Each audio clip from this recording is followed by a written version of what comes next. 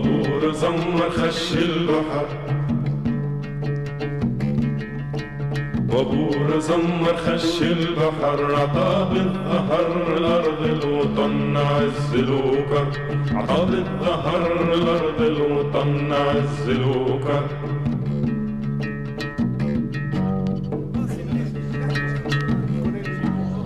بابور زمر خش الغريب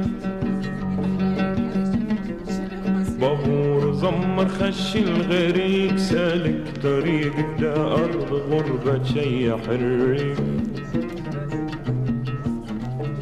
بابور زمر خش الغريق. Pour revenir donc à la mission parlementaire, donc il a travaillé, c'est vrai que, en tout cas nous concernant, on a salué le travail qui a été fait, le travail de diagnostic. C'est par la première fois on a pu, que nous, en tant qu'associatif, on ne peut pas avoir, mais au miracle de la République, donc les membres de la commission pouvaient avoir les réponses des responsables de la CNAV, de la CAF, des ministères, de telle ou telle administration, et nous-mêmes qui croyons, en tout cas on ne sait jamais tout, mais en tout cas on en a appris beaucoup de choses, en tout cas on a eu quelques réponses sur des questions qu'on n'arrête pas de poser et que on ne nous fournit pas. Parce que dans ce domaine, la plupart des recherches, c'est ceux de la CNAV, c'est ceux de la CAF, c'est ceux de la DAIC, c'est ceux des ministères. Donc c'est des mêmes personnes et on ne met pas en doute la qualité des chercheurs qui travaillent, loin de là.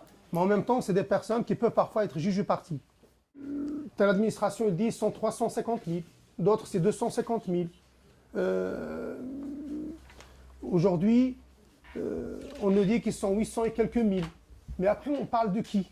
La mission parlementaire, par exemple, elle a retenu un Chibani, c'est à partir de 55 ans. Donc, c'est la mission qui se penche sur les conditions des immigrants âgés de 55 ans et plus. Beaucoup qui travaillent sur des questions spécifiques, notamment sur le contrôle, sur l'ASPA, sur les prestations. En général, ça concernait les gens de plus de 65 ans, pour ceux qui peuvent y prétendre. Bien sûr, il y en a qui peuvent l'avoir à 60 ans, sous des conditions tellement restrictives que c'est très peu.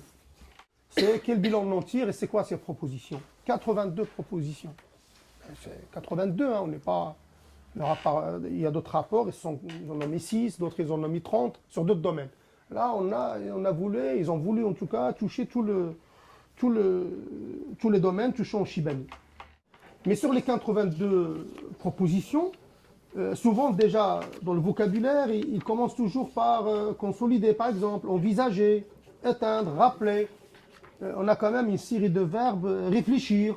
Donc c'est la mission qui propose, mais il faut réfléchir. Hein.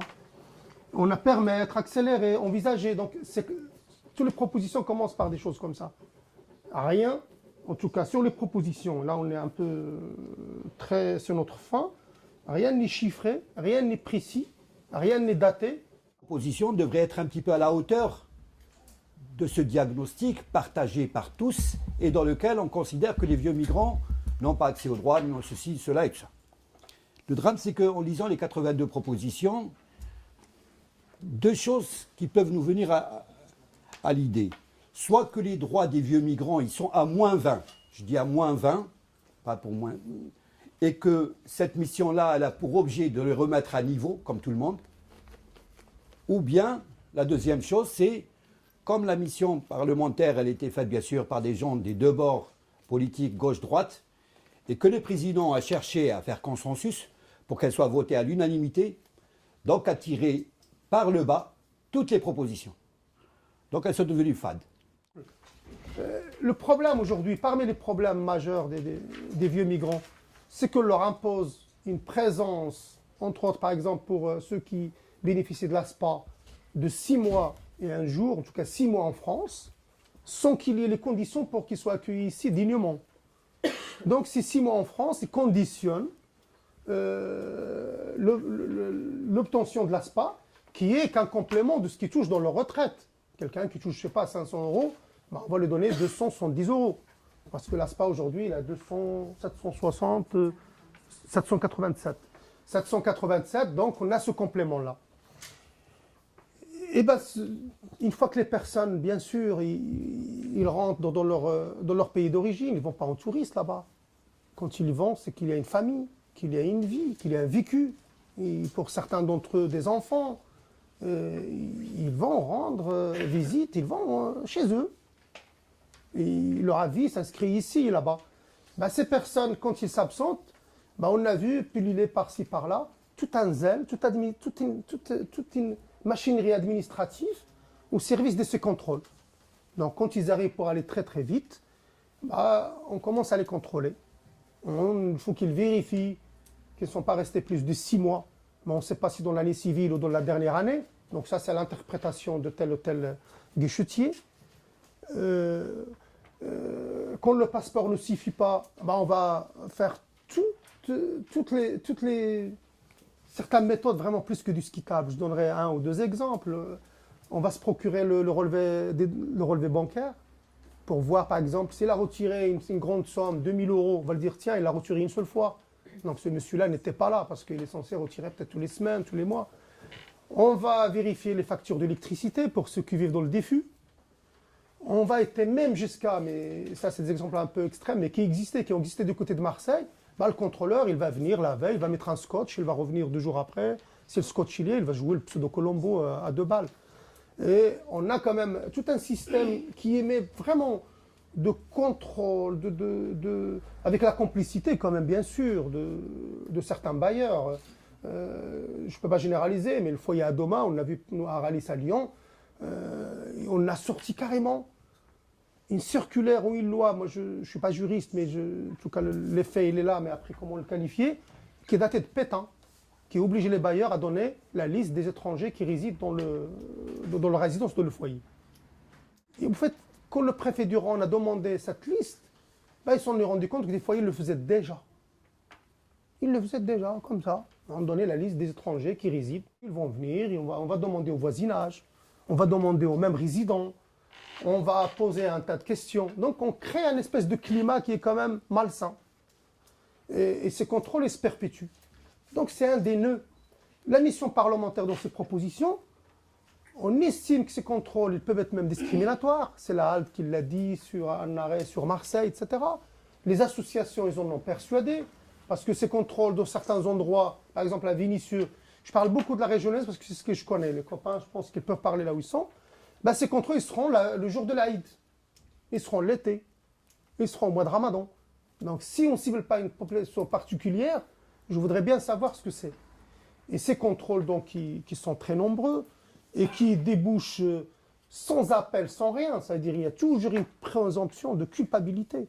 Le contrôleur, quand il arrive, par exemple, il ne trouve pas la personne, il suffit qu'il part 2 jours, je ne sais pas, ou qu'il n'est pas là, ou qu'il a les fameux 6 mois. Il peut partir 15 jours, revenir. Et on l'envoie un courrier, s'il ne répond pas, on estime qu'il est déjà en situation de fraude. Et la machine se met en marche. On suspend les paiements en cours. On demande des arriérés.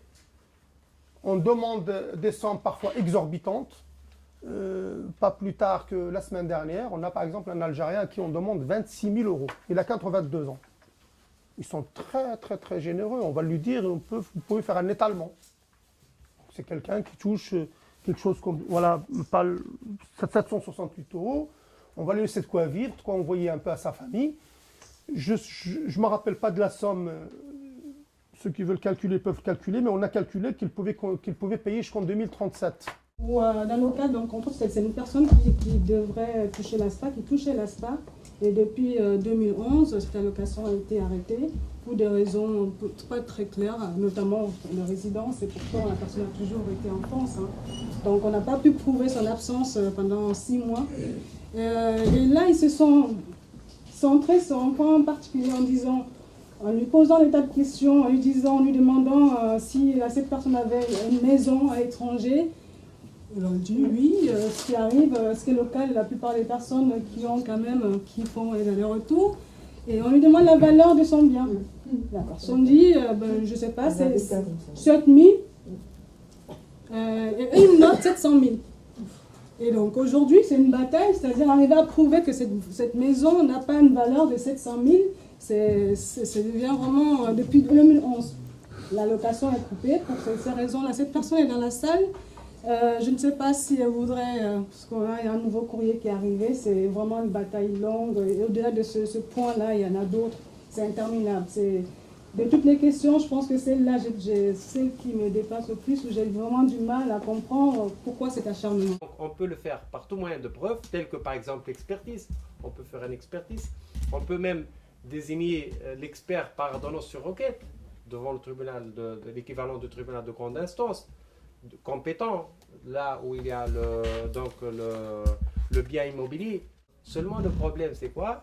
C'est qu'on ne croit pas tout ce que vient de chez nous, de l'étranger, du Maghreb, ou de l'étranger hors Union européenne, on ne les croit pas. On considère que c'est ils sont présumés fraudés, ils sont présumés falsifiés. On ne croit pas. La HALD, dans sa décision de 2009 sur le foyer d'Argenteuil, a été claire. Elle a demandé à la CNAF quelle a été la procédure, quels sont les critères de contrôle. Est-ce que vous avez contrôlé les différents foyers, les différentes maisons de retraite, les différents trucs? Pourquoi vous contrôlez que le foyer là où habitent les migrants? La CNAF n'a pas été capable de répondre. Un truc tout simplement. Ça, ce que nous, je dirais dans l'absolu, pourquoi pas le contrôle, mais pourquoi c'est comme la question du contrôle au faciès. Que le contrôle soit instauré pour tout le monde, pourquoi pas dans l'absolu, mais quand il soit tenu uniquement dirigé vers un public cible, je dirais, qui a des caractéristiques, qu'il est vieux, qu'il est étranger, qu'il est précaire et qu'il habite dans un certain habitat, c'est là la discrimination.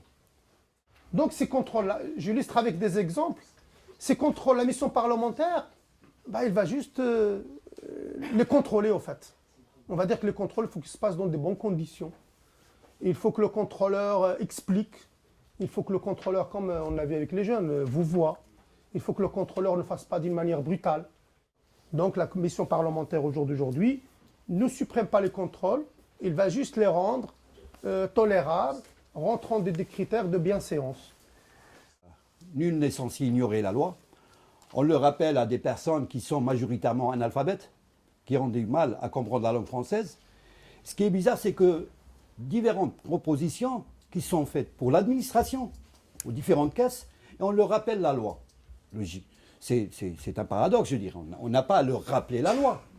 Elles doivent appliquer la loi.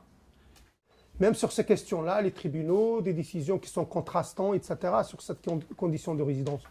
Ce n'est pas de la boutade, mais on leur applique la même chose qu'on applique aux évadés fiscaux, pour les Johnny Hallyday, pour etc., etc. C'est-à-dire, sauf qu'ils n'ont pas les mêmes chiffres sur leur compte bancaire, etc. C'est-à-dire, c'est l'année fiscale, c'est 6 mois et 1 jour, etc. Eh bien, la mission parlementaire s'ouvre, mais on ne sait pas comment, en disant qu'il y a d'autres critères à prendre en compte. Après, il parle de résidence principale, foyer principal, et il y a d'autres critères, quand quelqu'un est pris, il ne justifie pas des 6 mois, mais il faut voir. Mais quoi? Ils nous ont dit que plus tard, ils le définiront. On prend par exemple la question du regroupement familial. On sait que des personnes vieillissant ont besoin d'avoir une personne à côté d'eux pour finir leur vie. Donc, vous savez, les conditions de regroupement familial, c'est avoir un logement et avoir des ressources. Les ressources, c'est le SMIC. L'ASPA n'est pas comptée. Hein. Donc, les ressources, c'est le SMIC. La personne qui est vieux et qui a 800 € ne pourra jamais faire le regroupement familial. S'il a un logement, hein, par ailleurs.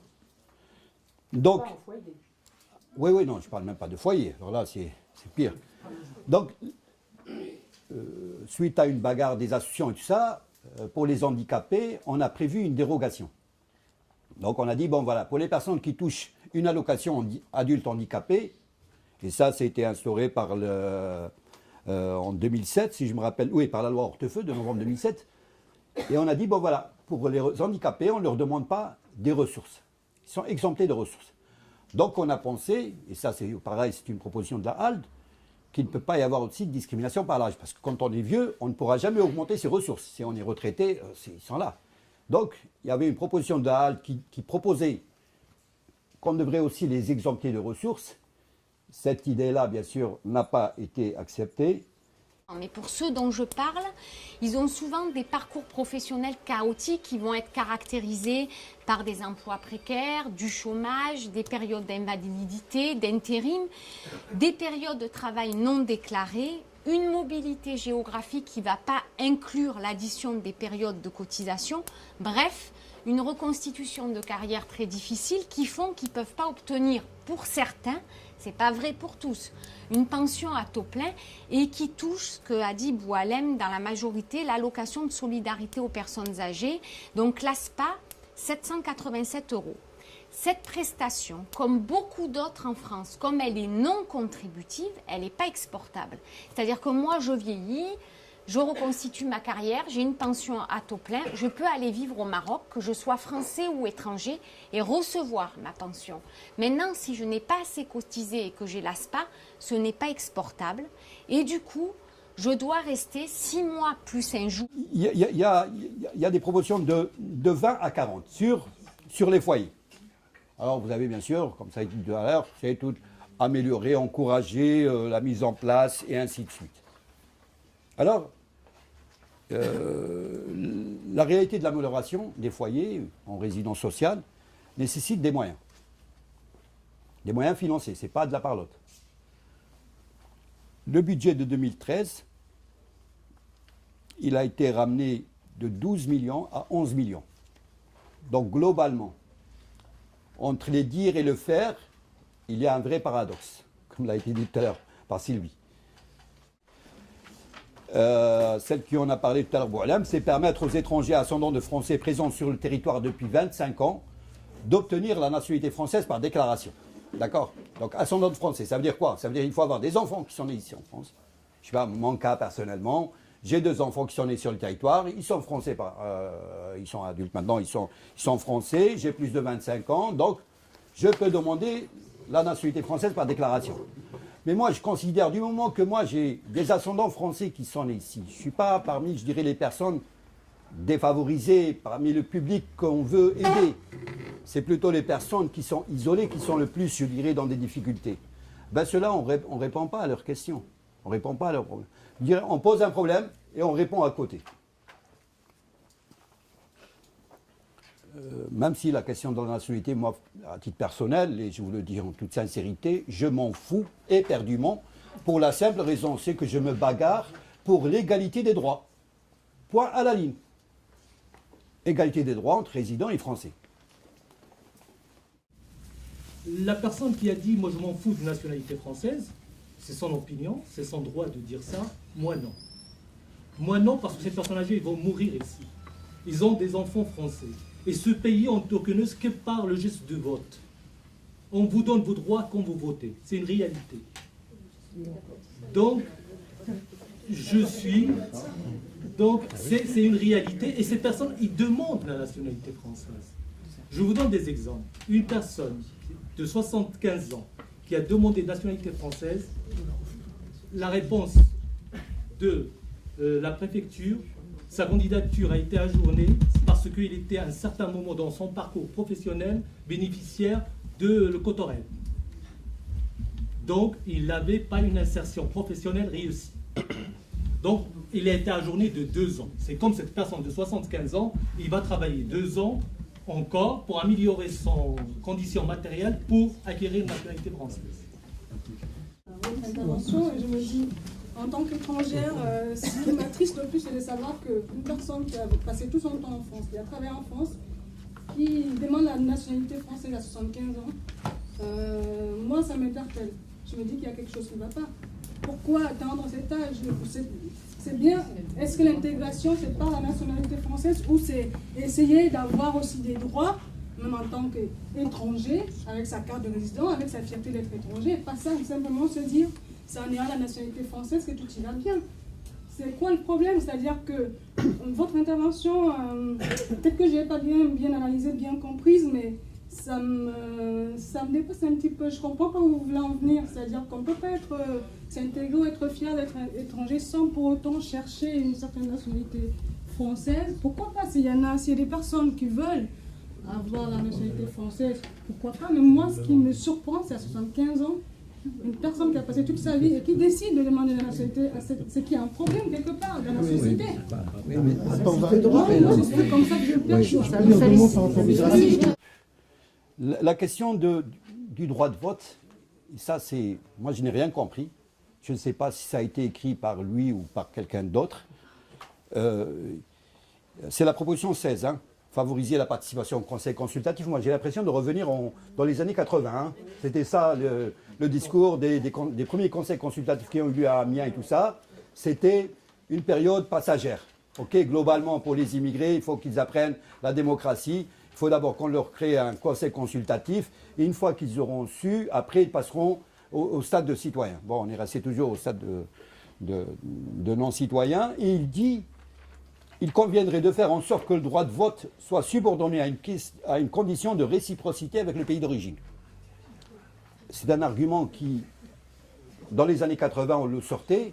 Après, globalement, les socialistes et tout ça, ils avaient honte de sortir ça parce qu'on ne pouvait pas dire, parce que nous, on le sortait, voilà, vous voulez vous mettre en parallèle avec les pays dictatoriaux. Si vous comptez sur la Libye, au temps de Kadhafi, si la Libye va donner le droit de vote aux étrangers, vous allez le donner vous-même. C'était un petit paradoxe. Et là, c'est repris dans un rapport parlementaire comme argument. Bon, pour finir, je vais vous donner un exemple typique des abus administratifs. Sur un foyer d'Adoma à Asnières, au mois de juin, il y a eu un contrôleur qui vient contrôler une personne qui touche l'ASPA. Elle ne le trouve pas, elle cherche le bâtiment, c'était le bâtiment C, elle regarde, il y a le bâtiment A, le bâtiment B. Sauf que Adoma, elle a fait un bâtiment C, mais à l'intérieur. Il ne trouve pas le bâtiment C, il dit donc, le bâtiment C n'existe pas. Et donc, il regarde dans son fichier, toutes les personnes qui habitent dans le bâtiment C, c'est des fraudeurs. Donc, on arrête leurs allocations. En juin, juillet, août, septembre, pas de retraite. Des personnes, il y en avait 69, dont 12 personnes touchent l'ASPA, et donc ça fait, faites la différence, 57, qui touchent la retraite contributive. Hein. Pour la retraite contributive, il faut qu'on soit bien d'accord. Quand on touche la retraite, on peut l'emmener chez soi. Ok, comme par exemple, je sais pas, parce que la majorité des retraités, il ne faut pas oublier, hein, n'habitent pas en France, habitent chez eux, dans le pays d'origine. Hein. Les Algériens, il y en a 450 000 Algériens qui touchent leur retraite là-bas et qui vivent en Algérie, qui ne retournent pas en France. Il n'y a que 127 000 qui vivent en France. Et ainsi de suite. Pour les Marocains, pour les Tunisiens, il y a des personnes qui ont fait le choix de transférer leur résidence définitivement dans le pays d'origine et ils touchent leur retraite. On parle des personnes qui sont en France. Alors ces personnes, logiquement, qui touchent la retraite contributive, ne sont pas tenues, je dirais, de rester en France ou d'être contrôlées en France. Ils peuvent transférer leur retraite ici ou là-bas. Ben, on leur arrête la retraite pendant 4 mois. On a pris tâche avec la CNAV, avec la Caisse nationale d'assurance vieillesse, pour leur dire, écoutez, on ne comprend pas pourquoi. Ah non, il y a un contrôle, écrivez-nous. Bon, à force d'entendre ce genre de trucs, puis ça, bon, les personnes, ils y vont, on leur dit, bon, écoutez, il faut que vous nous amener des preuves de votre résidence en France, ceci, cela et tout ça. Bon, qu'est-ce qu'on a fait? Ben, ce qu'on sait faire, malheureusement ou heureusement, c'est une occupation. Ce n'est pas la première et je ne pense pas que malheureusement, ça va être la dernière. Bon, bien sûr, comme d'habitude, vous occupez la CNAV avec une vingtaine de vieux migrants, quelques militants, et bien sûr, on vous amène les flics, comme d'habitude, et bon, et après, ça se négocie, et comme par hasard, on dit, bon voilà, après, vous avez eu un responsable, d'accord, pas de problème, exceptionnellement, on va vous faire une faveur. D'accord? La faveur, c'est quoi? C'est, on va délivrer la retraite aux personnes qui sont engagées dans la lutte. Premièrement, donc pour les 20 personnes, c'était sur le champ. Pour les autres, c'était une semaine après. Mais par contre, pour les gens qui sont à l'ASPA, ils sont soumis à condition de résidence. Et on leur a demandé, excusez-nous, mais est-ce qu'il est possible, comment vous avez dit, le directeur Meyer qui en a parlé à la mission de ça, normalement, il est censé savoir la loi.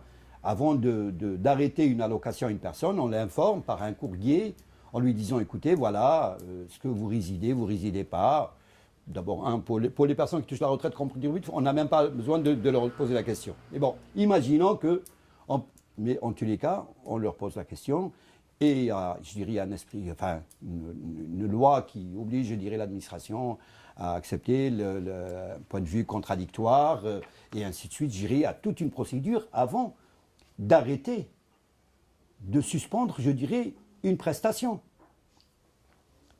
Ben non, pour les immigrés, on n'applique pas la loi. C'est pour ça que tout à l'heure je vous ai dit, les droits des étrangers sont à -20. Et avec cette mission-là, elle souhaite, elle a fait des préconisations pour que les étrangers soient traités comme tout le monde. Parler des entraves administratives dont on parle moins.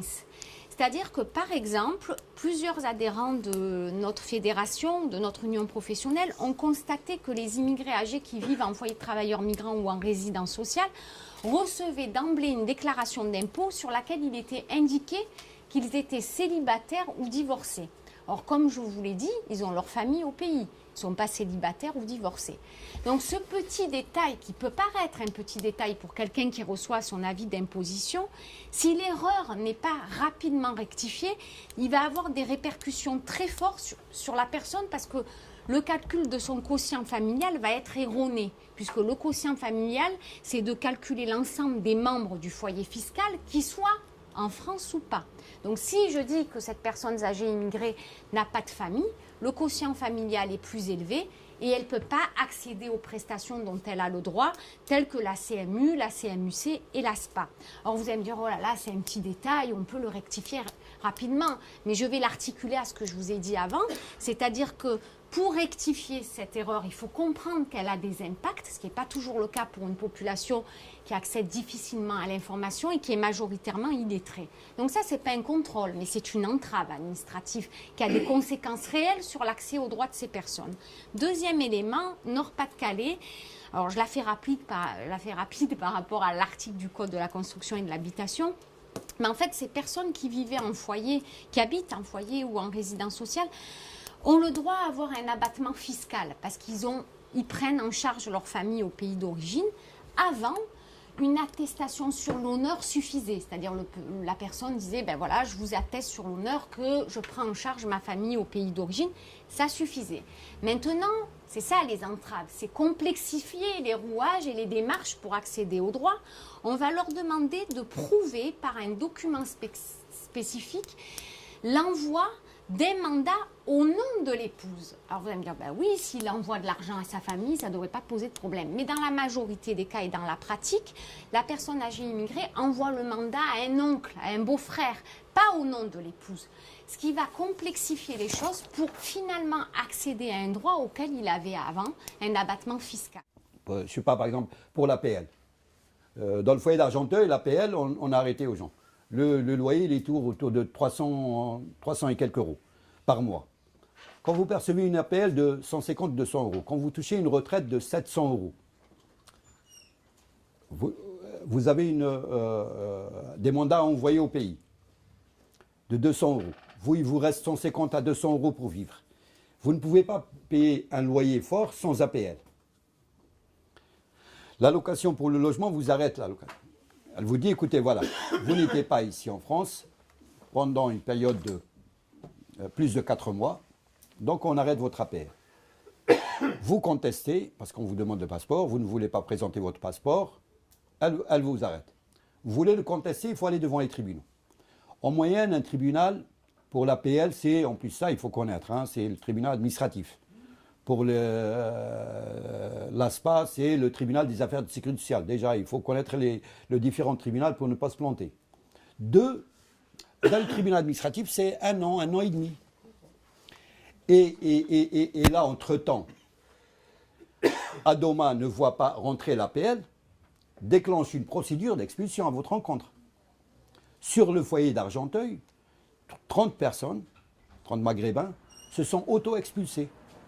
Je dis l'auto-expulsion, ça veut dire on vous met dans des situations de telle sorte que vous ne pouvez pas payer votre loyer, parce qu'il n'y a plus d'APL. Vous touchez une petite retraite, vous ne pouvez pas vous maintenir sur le territoire. Donc on vous met dans des situations intenables de telle sorte que vous quittez le territoire de votre propre gré. Et je pense que c'est ça la logique qui est recherchée, qui est derrière. Hein.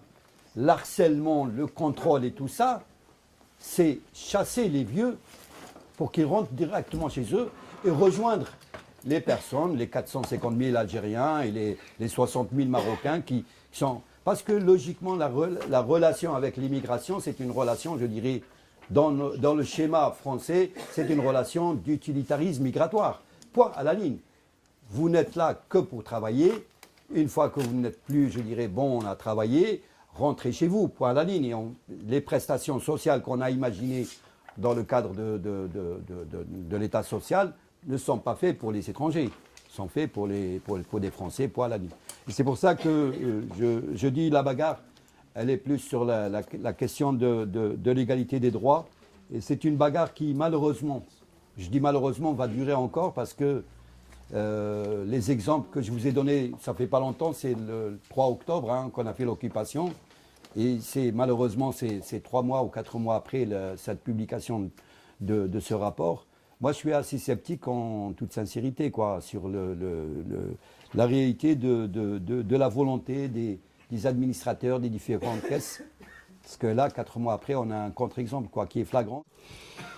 Alors, un travail administratif contrôle plus une interprétation extensive aussi de la loi. C'est-à-dire qu'on a eu un contrôle dans le Haut-Rhin où 50 personnes âgées immigrées, on ne leur a pas délivré leur avis de non-imposition.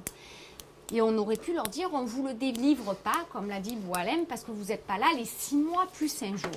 Mais là, au lieu d'évoquer les 6 mois plus 1 jour, on a invoqué le fait que le centre de leurs intérêts personnel et familial n'était pas en France. Autrement dit que leur famille était au pays d'origine. Et pour motiver ça, on a utilisé la convention franco-algérienne et la convention franco-mauritanienne. Ça s'appelle une interprétation extensive de la loi. C'est-à-dire que la Direction générale des finances publiques utilise des conventions bilatérales pour ne pas octroyer des droits ou des avis de non-imposition aux personnes, alors qu'on est en France et que le Code général des impôts stipule, pour aller rapidement, mais ça sera dit après, les 6 mois plus 1 jour. Mais l'idée que je veux mettre en avant, c'est qu'il y a la possibilité de légiférer sans être pris dans un étau un peu théorique de tout universel ou tout spécifique. C'est-à-dire qu'il peut y avoir des tiers, des accommodements possibles. Je vais vous donner un autre exemple. Seuls les immigrés âgés peuvent vivre en résidence sociale de manière durable. C'est la circulaire du 4 juillet 2006. Effectivement, en résidence sociale, ça se veut un logement transitoire. Et pourtant, on a décidé au travers de cette circulaire de se dire il y a des trajectoires singulières. Ces personnes sont venues, n'ont pas été rejointes par leur famille. Pour eux, il y a la possibilité exclusive de rester et de se maintenir dans un logement de transition qui est de transition pour les autres. Donc moi je pense que sans une modification du cadre législatif qui semble difficile, il y aurait des possibilités d'avoir des instructions officielles pour arrêter à minima des contrôles ciblés. C'est-à-dire de dire que le parcours migratoire de ces hommes est confronté à des logiques administratives qui ont quand même conduit à les considérer comme des fraudeurs. La fraude, le terme juridique, ça veut dire que intentionnellement, ils auraient triché pour faire valoir leurs droits. Ça les a obligés, pour certains, à retourner dans leur pays d'origine à l'âge de 70 ans, dans un état psychologique quand même difficile. Donc, sans tomber dans le, mon Dieu, misérabilisme, mais je pense qu'une prise en compte des trajectoires de ces personnes permettrait de faire en sorte qu'on pourrait, à minima, limiter ces contrôles ciblés. Si on fait des lois, mais en même temps, je dirais, je ne dis pas que maintenant ça a beaucoup changé, mais en tout cas moins que le gouvernement précédent, dans lequel toutes les semaines, il y a un discours sur les étrangers, les arabes, les musulmans et tout ça. On crée un climat de telle sorte que les guichetiers, et ça tout le monde le sait, ceux qui font de l'accompagnement le savent, les guichetiers font une loi eux-mêmes, ce qu'on appelle la loi du guichetier, qui n'a rien à voir avec la loi. Donc le problème n'est pas seulement que des lois, il y a aussi des choses.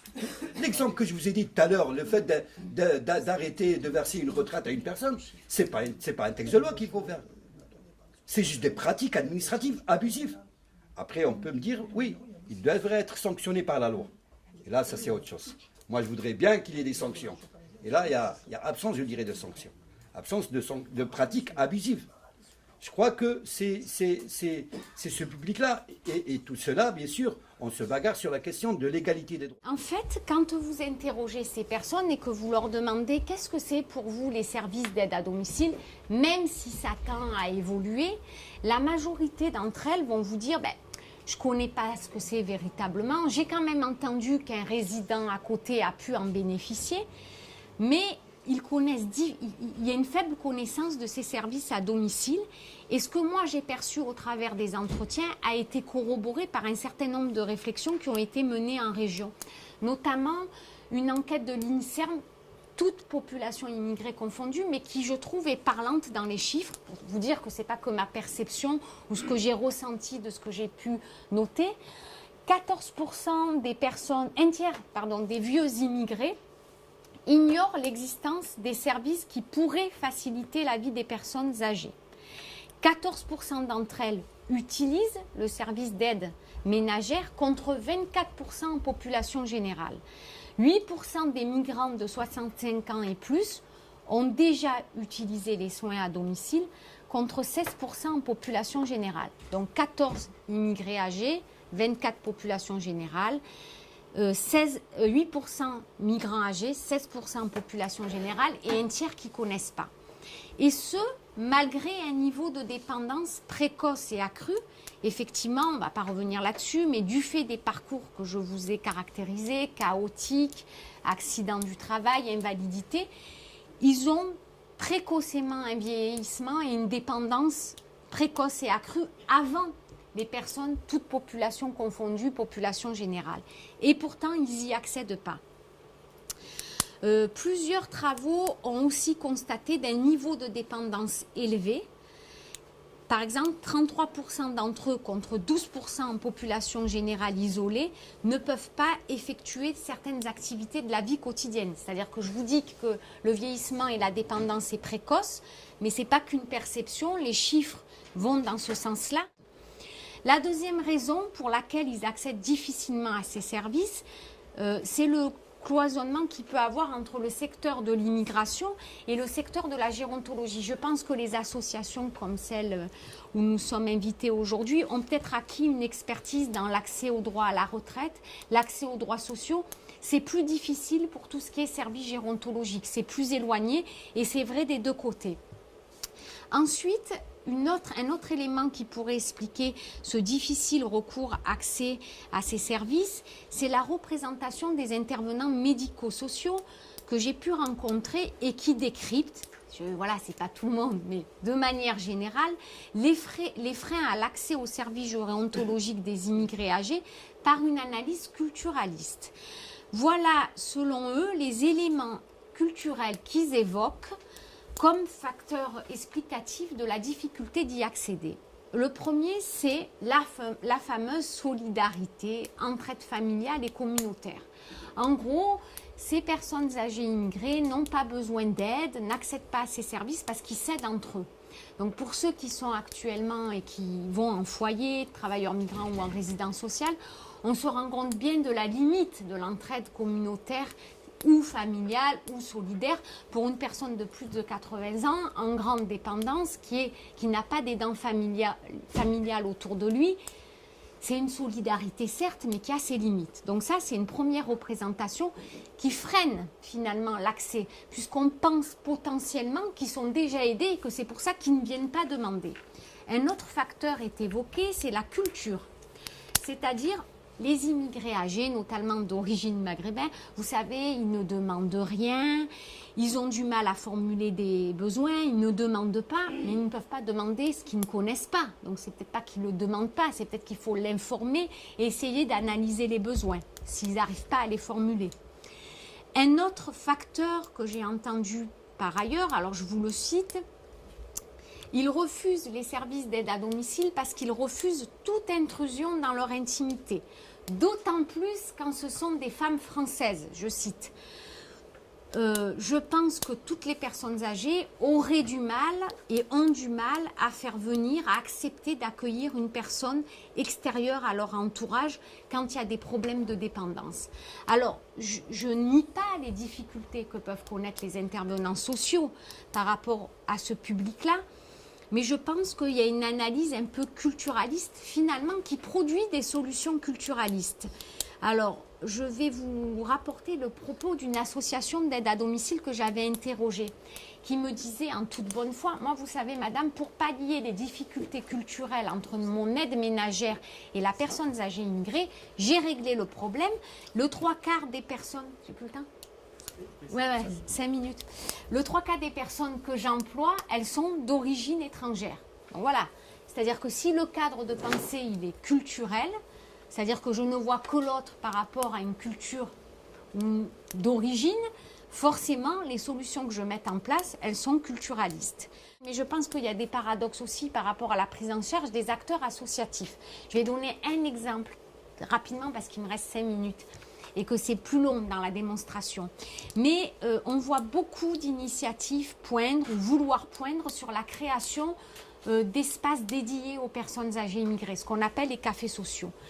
Je pense aussi qu'il faut faire attention à cela, à la mise en place systématique de cette offre ou de cette solution, et que ça nécessite avant de voir ce qui peut déjà se faire ou ce qui existe déjà sur le territoire, parce qu'on arrive aussi finalement à une défausse du droit commun. C'est-à-dire que pour prendre un exemple très basique, vous allez dans un centre-ville ancien, vous avez un clic là et 5 minutes à côté un café social. Le clic en question, le clic c'est le centre local d'information et de coordination qui s'occupe de l'information des personnes âgées en général, sur un centre-ville ancien que je connais, ne reçoit aucune personne âgée immigrée. Parce qu'à côté, il y a un café social qui reçoit ces personnes âgées immigrées et qui, au lieu d'orienter vers le service de droit commun, parce qu'il n'aura pas l'expertise d'un clic, c'est pas possible, il ne peut pas être un clic, une permanence juridique, et au lieu de renvoyer au droit commun les difficultés ou les besoins de ces personnes, finalement les prend en compte, n'oriente pas et reproduit aussi dans sa pratique associative une façon de refaire, c'est-à-dire que le droit commun se défausse sur le café social et le café social n'oriente pas vers le droit commun. C'est très rapide ce que je vous dis là, mais en fait c'était pour illustrer la dernière partie du décryptage des paradoxes au niveau des acteurs associatifs. Et moi je crois pas mal à ce que j'ai essayé de démontrer dans la première partie, dans le tiers, finalement, dans la fonction de coordination et de médiation qu'il peut avoir entre des services de droit commun et ces personnes-là. C'est-à-dire on ne pourra pas faire des services spécifiques personnes âgées immigrées, mais il faudrait essayer de faire en sorte, même si on y parvient de plus en plus, mais difficilement, par rapport au contexte, à sensibiliser les services de droit commun à ce public particulier. Donc la coordination, l'accommodement, comme on dit entre guillemets, le tiers et l'interface sur ce sujet me semble important pour échapper à ce modèle de pensée entre tout universaliste et tout culturalisme. Et je pense que la population immigrée, et celle-là en particulier, réinterroge notre système là-dessus. Mettre une personne âgée avec un autre, c'est pas culturaliste, c'est une façon de voir et de défendre une certaine sociabilité, une certaine solidarité qui continue à exister. Et les associations, je pense qu'on leur transfère le boulot, et c'est bien qu'il y ait des associations dont j'en suis depuis très longtemps, mais c'est pas à elles de faire le boulot d'administration. Il y avait des clics qui pouvait faire une petite permanence dans l'autre foyer, qui était le foyer Adoma, mais le clic, il est débordé parce qu'on augmente sa zone et il a de moins en moins le temps de faire cette permanence. Et quand il s'agit de sociabilité interne au foyer, on se bat, on a gagné pour les arbustes, mais on ne gagne pas toujours, Geneviève le dira, pour avoir des salles communes, pour avoir des lieux communs, pour que la solidarité, ça passe pas par l'interpersonnel seulement, ça passe par une vie sociale ensemble. Bon, et moi je ne suis pas contre les cafés pour Chibani. Je pense qu'il y a besoin, les cafés associatifs se créent dans nos quartiers. On voit bien tout le rôle qu'ils ont. S'il y a des cafés, si on offre tous les droits aux Chibani et qu'en plus il y a des cafés où ils savent retrouver des gens de leur village, de leur région, pour parler leur langue. Je trouve ça très positif aussi. Il ne faut pas que les uns remplacent les autres, c'est tout. De cas concret il y a une semaine d'une personne de 80 ans, d'origine d'Afrique subsaharienne, en foyer de travailleurs migrants, avec un trou dans le pied, aucun de ses voisins ne l'a aidé. L'idée était de dire que si les services publics analysent ce public en pensant qu'il y aurait une solidarité qu'ils exerceraient et que ça les dédouane de ces missions, ce n'est pas le cas. Moi, je ne dis pas il faut des cafés, c'est pas binaire ma pensée, il faut des cafés sociaux, il ne faut pas des cafés sociaux, ça serait bien les cafés sociaux.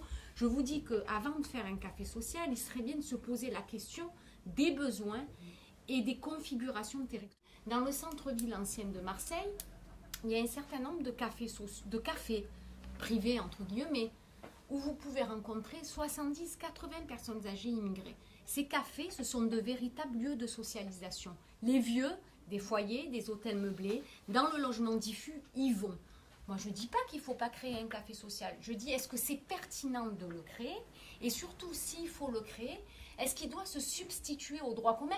Parce que les clics sont débordés. Les clics, ce sont des services publics, ils doivent s'adresser à tout le monde. J'ai jamais dit qu'il ne fallait pas de solidarité, on ne fait pas de procès d'intention. À l'écoute de ce que je dis qu'il faut dépasser, me semble-t-il, et c'est ça que j'ai essayé de mettre en avant, ou être dans de tout, une approche tout universaliste, où tous les services de droit commun sont universels, feraient tout. Ce n'est pas le cas, parce que comme vous le dites, ils n'y accèdent pas.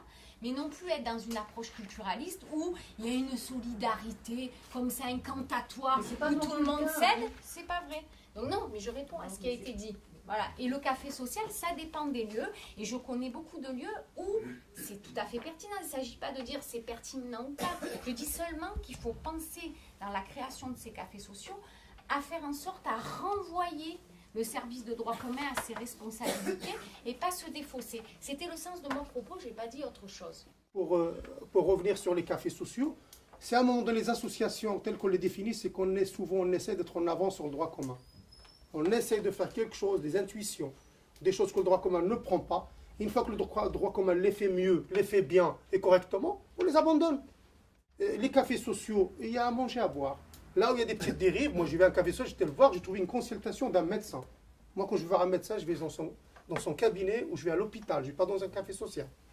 Un café social, c'est parce qu'il a été dit, on a fait la chasse aux anciens cafés. Le café mort, il y a un film qui devait être projeté aujourd'hui, je l'avais dit à Mohamed, qu'on a tourné à Lyon, c'est des cafés où ils étaient, dont certains même étaient dans les accords d'Évian. Les cafés algériens pouvaient faire 1 heure de plus. Les Algériens pouvaient gérer, les Marocains et les Tunisiens ne pouvaient pas. Pour aller très loin, justement, pour avoir un lieu de sociabilité, c'est des cafés qu'on leur a fait la chasse sous couvert d'hygiénisme, sous couvert des raisons de sécurité, etc. Et ils n'existaient pas. Mais des cafés, vous allez, moi je parle de Lyon, il y a le café des Sétifiens, le café des Oranais, le café des gens d'Oujda, des gens qui se retrouvent pour jouer. Après, il venait d'autres. C'était le lieu où il pouvait y avoir une sociabilité. Ces cafés n'existaient pas. Certains ont cru convoquer une nostalgie, un peu mal, par rapport pour certains malsains, d'autres très honnêtes, la plupart, moi je connais beaucoup de cafés d'amis, où on y va, où on essaye de leur dire de faire très attention, que le café ne devient pas un lieu qui isole encore plus. Sachant que ces cafés-là, tels qu'ils étaient conçus par certaines administrations, c'est à un moment donné, tiens, oh là là, c'est des vieux qui vieillissent, il n'y a aucun lieu. Les seuls lieux de sociabilité à un moment donné, c'était la mosquée. Mais comme on ne l'accepte pas, c'est des gens qui n'ont pas de religieux, ils sont irreligieux, dans les foyers, on ferme les mosquées, dans les foyers, on n'en parle pas, à Doman, on se bat encore. Dans les rénovations, le premier truc qu'on supprime, c'est ces lieux-là. Parce que même les foyers, c'est un lieu de je ne sais pas quoi, etc. Ben, on a encouragé. On est arrivé jusqu'à des programmes publics, par exemple de l'accès, où je vous invite à voir les sommes qui sont faramineuses par rapport à d'autres programmes d'accès au droit, le recours, ou les permanences juridiques, etc. Ben, on a tout centré sur les cafés sociaux. Et il faut, moi je ne généralise pas, il y a des cafés sociaux où on fait des travaux corrects, il y a des associations qui l'ont fait très correct, mais il y a d'autres où il y a des dérives parce qu'il n'y a ni charte d'éthique, il n'y a ni charte d'ouverture, ni rien. Chacun fait ce qu'il veut. J'en ai appris même que la marque était même déposée. Ok, merci. Et quand j'ai lu le rapport, et j'ai lu le livre aussi qui est sorti, on parle presque à 90% des immigrés logés dans les foyers sans contrat, dans les foyers à Doma. Alors que la réalité des immigrés, c'est pas ça. Il y a des quartiers en difficulté, il y a beaucoup de problèmes, et misérabilité, c'est par rapport aux médias. Il faut penser à l'intergénérationnel. Il faut penser aux autres générations qui arrivent. C'est ça mon combat. Mon combat, c'est pour mon fils, qui vit comme les autres. il n'a pas choisi de naître en France. Moi, j'ai choisi de venir en France. Moi, j'étais étudiant en France. Moi, j'ai vécu dans les foyers en France. Mais mon fils, il n'est pour rien. Il est né, il a le droit de vivre comme tout citoyen français. C'est ça mon combat pour un fils d'immigré et fier d'être un fils d'immigré. Donc pour nationalité française, ils se sont manifestés. Je les accompagne pour avoir cette nationalité française qu'ils souhaitent. Et je fais la Mais même chose tous les jours. Hein. malgré je ça, fais la même chose. il y a des obstacles. On dit que votre parcours professionnel, il n'était pas bien pour vous n'étiez pas intégré, alors qu'ils étaient malades à cause du travail pénible. Et ces gens-là, ils ont participé à la richesse de ce pays. Ils ont construit la richesse de la France. Je pense que c'est très important. Il n'y a pas que les foyers, parce que moi, je connais quelques foyers, c'est des ghettos. C'est pas je pense, j'ai rénové des foyers. Bon, il y a un cahier de charge, mais il n'est pas trop loin de l'hôpital ou de la prison pour certains. Je veux dire que je suis obligé d'aller dans un foyer parce que je ne peux pas me payer un appartement ou un studio dans une rue normale, comme tout le monde. Dans un immeuble normal où j'ai des gamins, des vieux, des jeunes, des blancs, des noirs, des gens normaux, comme tout le monde, avec qui je vis. Pourquoi je dois vivre avec des vieux comme moi, à ruminer toute la journée? Psychologiquement, c'est insupportable. C'est-à-dire que ces gens-là, ils le vivent parce qu'ils sont obligés, c'est pas un choix. Et puis, en plus de ça, le harcèlement, comme tu le disais, parce que quand ils parlent, qu'est-ce qu'ils font? Ben, ils sous-louent la chambre à un étudiant ou à un migrant qui n'a pas les moyens de se louer un appartement, etc. Ils rentrent dans un cercle vicieux. Et je pense que, bon, il y a une question de dignité d'abord, et puis une question d'intelligence. C'est-à-dire que, bon, il faut réfléchir sur cette situation, il faut s'y mettre. Et je pense que c'est à nous, structure de l'immigration, il faut qu'on travaille sur ces choses-là. Il faut les prendre au sérieux. Et bon, en plus, notre tour va arriver très bientôt, pour certains, et à se trouver dans ces situations qui sont absurdes. Parce que beaucoup rentrent, leur famille rentre au bled. Bon, comme disait Boualem tout à l'heure, il y en a beaucoup, ce n'est plus chez eux là-bas. Hein. Ce n'est plus chez eux là-bas. Ils rentrent, ils passent 3-4 ans, ils se font chier au bled. 3 semaines, 4 Il se semaines. fait chier, c'est pas chez lui. Il revient vivre chez lui, ici, là où il a vécu 50, 60 ans, il y en a beaucoup. Qu'est-ce qu'on fait de ces gens-là? Voilà, j'ai fini. Merci. J'ai réagi un peu parce que le discours de la dame tout à l'heure, il m'a un peu énervé quand même. Non, le problème, il me semble, enfin, voilà, comment les vieux maghrébins, entre autres, peuvent devenir acteurs. Comment ils peuvent rentrer dans une lutte collective. Comment ils peuvent s'organiser. Oh, je me dis, faut vivre avec eux, ils ont un passé. Ils ont participé aux grandes luttes de la libération de leur pays. Hein. Beaucoup à Barbès, à la guerre d'Algérie, ils ont un passé de résistance. Ils ont connu l'MTA, ils étaient syndiqués, souvent beaucoup sont des vieux syndiqués. Ils ont été les luttes de chez Renault, tout ça. Bon, je veux dire, quand on réveille tout ça, la mémoire, quelque chose qui m'a frappé chez les Chibani de Barbès, qu'est-ce qu'ils sont peut-être têtus quand ils veulent quelque chose, hein. Oh, je suis allé les voir, j'ai dit, qu'est-ce que vous voulez? Et là, on met par écrit, premièrement, deuxièmement, troisièmement, je veux être relogé. Je veux être relogé où? Je veux un HLM. Et là, ils se sont mobilisés à mort. Mais à mort. On a créé des collectifs, mais avec un président, vice-président, secrétaire, avec un cahier de revendications, etc. Et tous ceux qui ont voulu, tous sans exception, alors, il y avait en dessous, je ne bougerai pas tant que le dernier n'a pas gagné. Et aujourd'hui, à Barbès, nous n'avons plus d'hôtel meublé. On n'a plus. Ils sont en HLM. Ils l'ont demandé, donc voilà. Mais je veux dire, il faut faire appel à la mémoire pour qu'ils deviennent acteurs. Souvent, c'est des vieux militants. Ouais, je discute avec eux, je traîne dans la rue, je suis un peu un errant. Ils m'ont dit, on est des oubliés. On est des oubliés. Ouais. Donc, se mettre ensemble, revendiquer ensemble, sortir dans la rue. À mon avis, ça donne de la dignité, ça participe à la vie collective. Et voilà, il faut réveiller des vieilles consciences de lutteurs pour qu'ils deviennent des membres actifs. Sinon, on va finir par...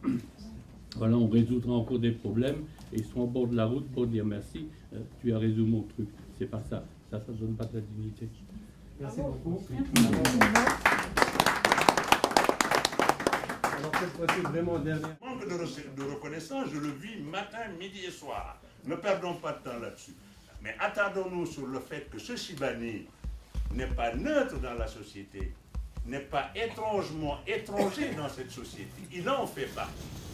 Parler d'autre chose que de cette égalité des droits, ça j'ai apprécié. Et le fait qu'il faut, de toutes les façons, dans tous les cas, aller vers le diagnostic des besoins avant d'instaurer des initiatives, c'est quelque chose de très valable, mais il faut y travailler. L'intégration et la nationalité ne sont pas deux choses qu'il faut additionner. Je n'ai pas à m'intégrer, j'y suis déjà. Mon père y était, mon grand-père y était. De quoi me parle-t-on? De qui parle-t-on? C'est ça la question.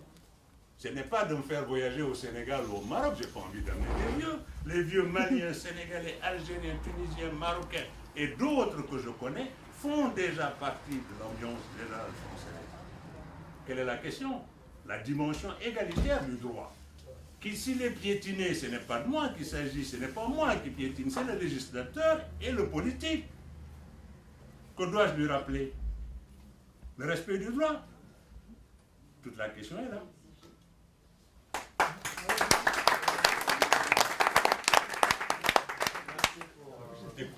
Le rapport parlementaire, ce qui est étonnant,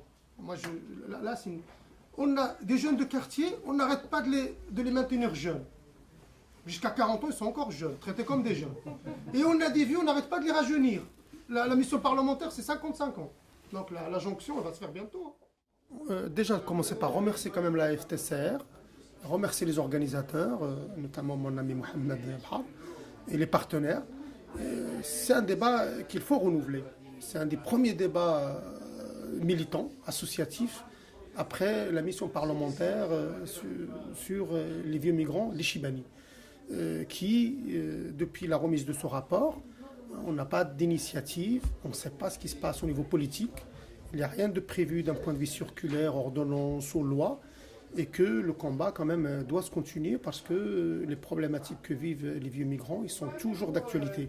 Il y a toujours des contrôles, il y a toujours des poursuites, il y a toujours de la précarité, de l'insécurité, parce que c'est des personnes qui ne savent pas ce qu'ils font, et que c'est des personnes qui ont une situation très très très difficile, et on se doit quand même de réagir. Et ce forum quand même a permis de confronter des idées, des propositions, des diagnostics, et c'est des initiatives à recommencer. Et c'est vrai qu'on est en plein 30 ans de la marche pour l'égalité contre le racisme, où déjà à l'époque, certains peut-être à la marge, très peu ou pas assez, évoquaient ces problématiques du vieillissement, des problématiques de la retraite, des problématiques de l'aller-retour. Et aujourd'hui, ils nous explosent à nous, à la société, à tout le monde, à la gueule. Parce qu'on a quand même des personnes âgées, aujourd'hui, qui sont, comme je l'ai dit tout à l'heure, très maltraitées. Et qui sont dans des situations dramatiques. Je pense que le diagnostic des besoins sur cette population est à peu près fait pour ceux qui vivent en famille ou pour ceux qui vivent en foyer de travailleurs migrants ou en résidence sociale. Là où on a du mal à passer à autre chose, c'est sur les actions opérationnelles, que ce soit pour le milieu associatif ou pour les services de droit commun, même s'il y a des évolutions sur certains territoires où effectivement, je pense que les services de droit commun ont compris qu'il fallait aller vers cette population qui n'accédait pas à ces droits sociaux et d'essayer de décloisonner les choses pour qu'ils puissent à leur tour y accéder. Voilà. Je pense que c'est très intéressant et il y a beaucoup de choses qui ne sont pas connues et partagées par beaucoup de monde. Notamment, par exemple, les contrôles effectués par l'administration d'une manière tout à fait illégale. Ça, ce sont des choses qui se passent dans la pratique et dont tout le monde n'est pas forcément au courant. Donc cette occasion, et la mission parlementaire et ces occasions sont permettent donc de découvrir ces pratiques et surtout de faire, d'échanger justement à la fois l'expérience, les témoignages. Ce qui est bien aujourd'hui dans cette réunion, c'est que ça nous a permis un petit peu de voir un petit peu d'une façon générale les luttes depuis ces dernières années, de parler du rapport en lui-même et des préconisations qui sont très très insuffisantes à notre rencontre.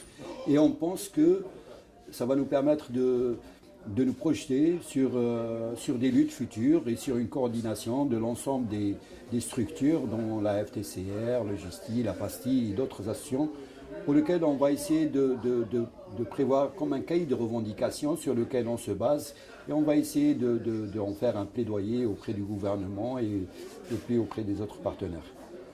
Il y a des choses qui sont urgentes, ce que j'ai dit tout à l'heure, c'est la question des indus. Donc des indus à qui on réclame des personnes des sommes de l'ordre de 20 000 à 25 000 euros. Ça, c'est une bagarre sur l'urgence.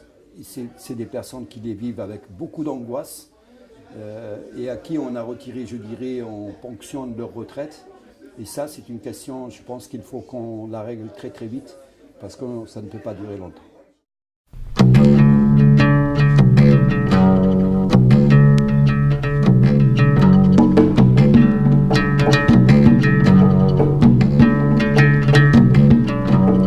بابور زمر خش البحر بابور زمر خش البحر عطاب الظهر الأرض الوطن